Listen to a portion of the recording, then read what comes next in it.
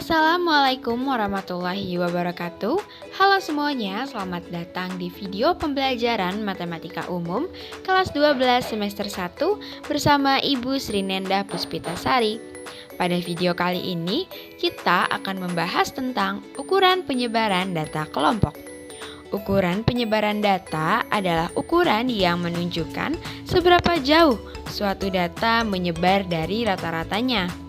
Pada ukuran penyebaran data, kita akan mempelajari jangkauan, simpangan rata-rata, ragam, hingga simpangan baku.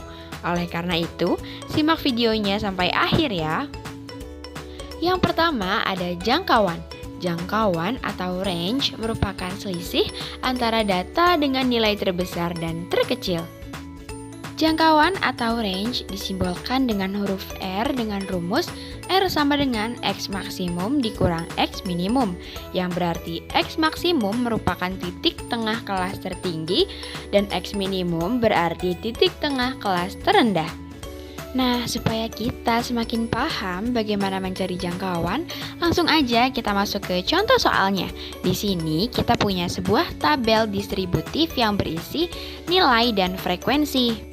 Lalu bagaimana sih cara mencari jangkauan? Oke, langkah pertama yang harus kita lakukan adalah mencari nilai tengah. Nilai tengah dapat kita cari dengan cara menjumlahkan tepi atas kelas dan tepi bawah kelas lalu dibagi dua.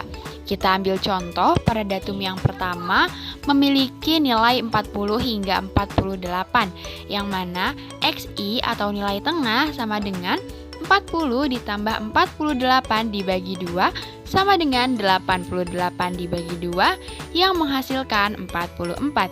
Jadi dapat disimpulkan bahwa datum yang pertama memiliki nilai tengah 44. Selanjutnya, untuk memudahkan perhitungan kita dalam mencari nilai tengah untuk datum berikutnya, kita hanya perlu melihat selisih antara nilai tengah datum pertama tadi, yaitu 44, dengan tepi kelas atas datum pertama, yaitu 40, di mana selisihnya sebanyak 4. Maka, untuk nilai tengah datum berikutnya, kita hanya tinggal menjumlahkan tepi kelas atas masing-masing datum dengan angka 4. Dapat kita lihat 49 ditambah 4, 53, 58 ditambah 4, 62, 67 ditambah 4, 71, 76 ditambah 4, 80, 85 ditambah 4, 89. Nah, ketika kita sudah mencari seluruh nilai tengah dari seluruh datum, saatnya kita melihat nilai tengah yang tertinggi dan terendah. Di sini ada 89 dan 44. Lalu kedua angka tersebut kita masukkan ke dalam rumus menjadi R sama dengan 89 dikurang 44 sama dengan 45. Jadi jangkauan atau range dari data tersebut adalah 45. Yang kedua, simpangan rata-rata. Simpangan rata-rata merupakan nilai rata-rata dari selisih setiap data dengan nilai min atau rataan hitungnya. Simpangan rata-rata disimbolkan dengan huruf SR dengan rumus SR sama dengan sigma FI dikali XI dikurang X bar mutlak dibagi sigma FI. Dengan keterangan sigma yang berarti total atau jumlah, FI yang berarti frekuensi kelas ke I, XI yang berarti nilai tengah kelas ke I, X bar yang berarti rata-rata atau min, dan yang terakhir garis mutlak, di mana ketika suatu angka yang bernilai positif atau negatif berada di dalam garis tersebut, maka angka itu akan tetap bernilai positif atau mutlak. Selanjutnya, langsung saja kita masuk ke contoh soalnya. Di sini kita masih memakai tabel distributif yang sama seperti mencari jangkauan tadi. Lalu, langkah pertama yang harus kita lakukan adalah mencari rata-rata atau min. Nah, mencari rata-rata ini ada rumusnya tersendiri, yaitu X bar sama dengan sigma FI dikali XI dibagi sigma FI. Nah, dapat kita lihat di tabel berikut, kita sudah mencari nilai tengahnya yang tadi ya. Dan sekarang kita harus mengalihkan antara frekuensi dan si nilai tengah tersebut. Dapat kita lihat 1 dikali 44, 44, 4 dikali 53, 212, dan seterusnya. Lalu kita harus menjumlahkan si frekuensi. 1 tambah 4 tambah 8 tambah 14 tambah 10 tambah 3 yang menghasilkan 40. Dan kita juga harus menjumlahkan hasil dari frekuensi dikali nilai tengah. Dapat kita lihat hasilnya 2813. Lalu kedua angka tersebut akan kita masukkan ke dalam rumus. X bar sama dengan 2813 dibagi 40 yang menghasilkan 70,32. Berarti dapat kita simpulkan bahwa rata-rata dari data tersebut sebesar 70,32. Jika kita melihat lagi pada rumus, di sini kita memerlukan beberapa perhitungan. Contohnya yang pertama, XI dikurang X bar, lalu XI dikurang X bar namun dalam garis mutlak, dan yang terakhir adalah FI dikali hasil dari XI dikurang X bar yang berada di dalam garis mutlak. Nah, untuk itu kita harus membuat tambahan beberapa kolom tabel yang di sini kalian sudah bisa lihat. Nah, jadi langkah pertamanya adalah kita harus mengurangkan setiap nilai tengah dengan rata-rata yang telah kita hitung tadi. Misalnya 44 dikurang 70,32 hasilnya min 26,32. Lalu ketika ia masuk ke dalam garis mutlak maka akan menjadi 26,32. Nah, si 26,32 ini harus kita kalikan dengan frekuensinya. Frekuensinya adalah 1, sehingga hasilnya 26,32. Hal itu akan kita olah dan terus kita hitung sampai ke datum terakhir, yang mana nanti kita juga harus menjumlahkan hasil dari perkalian FI dikali XI dikurang X bar mutlak, yang mana di sini dapat kita lihat hasilnya 324,52 dan jumlah frekuensinya tetap sama yaitu 40. Lalu angka-angka tersebut akan kita masukkan ke dalam rumus. SR sama dengan 324,52 dibagi 40 yang hasilnya 8,11. Jadi dapat kita simpulkan bahwa simpangan rata-rata dari data tersebut adalah 8,11. Yang ketiga, ragam atau varians, yang berarti nilai yang menunjukkan seberapa jauh sebuah kumpulan bilangan tersebar. Varians atau ragam disimbolkan dengan huruf S kuadrat dengan rumus S kuadrat sama dengan sigma FI dikali XI dikurang X bar kuadrat dibagi sigma FI. Kalau begitu langsung saja kita masuk ke contoh soalnya. Di sini terdapat kesamaan antara simpangan rata-rata dan ragam atau varians, di mana kita hanya perlu mengolah beberapa hal yang diperlukan yang ada di dalam rumus. Nah, di sini yang menjadi membedakan adalah kalau di simpangan rata-rata kita hanya butuh XI dikurang X bar dalam garis mutlak, tapi untuk ragam atau varians kita memerlukan XI dikurang X bar yang dikuadratkan lalu dikali FI. Jadi di sini tabelnya memang agak panjang ya. Dapat kita lihat misalnya contoh datum yang pertama kita sudah dapatkan XI dikurang X barnya tetap masih sama seperti contoh soal yang tadi, min 26,32. Lalu kita kuadratkan menjadi 692,74. Lalu kita kali frekuensinya kebetulan 1, jadinya tetap 692,74. Lalu hasil dari ini semua kita jumlah. Di sini kita mendapatkan angka 4.436,68 yang jumlah frekuensinya masih tetap sama yaitu 40. Lalu angka-angka tersebut kita masukkan juga ke dalam rumus sehingga S kuadrat sama dengan 4.436,68 dibagi 40 yang hasilnya 110,91.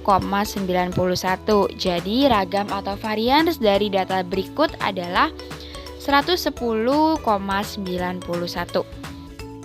Selanjutnya kita sampai pada pembahasan yang terakhir, yaitu simpangan baku. Simpangan baku merupakan salah satu ukuran dispersi yang diperoleh dari akar kuadrat positif varians. Seperti yang sudah kita jelaskan tadi ya, bahwa simpangan baku ini merupakan akar dari ragam atau varians, di mana ragam itu kan S kuadrat. Berarti kalau simpangan baku disimbolkannya dengan huruf S saja. Lanjut, kita akan langsung masuk ke contohnya. Di sini kita juga masih tetap pakai soal yang sama ya, di mana kita hanya tinggal mencari akar dari ragam tadi.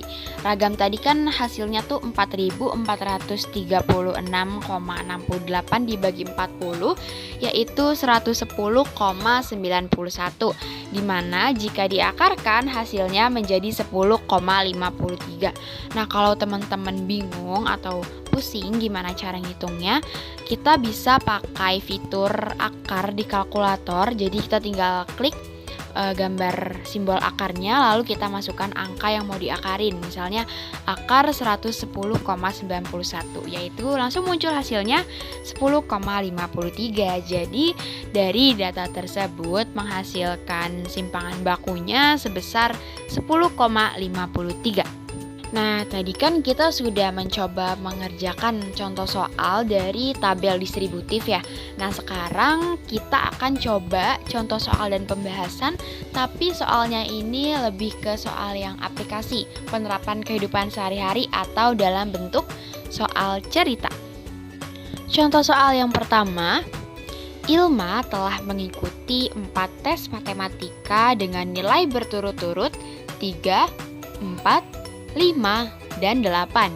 Ilma harus mengikuti 2 kali tes lagi.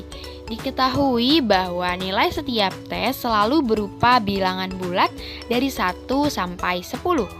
Jika salah satu dari 2 nilai tes tersebut merupakan nilai sempurna, sedangkan nilai satunya lagi paling rendah dan jangkauan 6 nilai tes tersebut sama dengan 1,5 kali rata-ratanya atau 3/2, maka pasangan nilai tes lainnya atau nilai terendahnya adalah berikut pembahasannya. Jadi yang kita ketahui itu kan jangkauan atau range merupakan selisih antara data terbesar dan terkecil ya.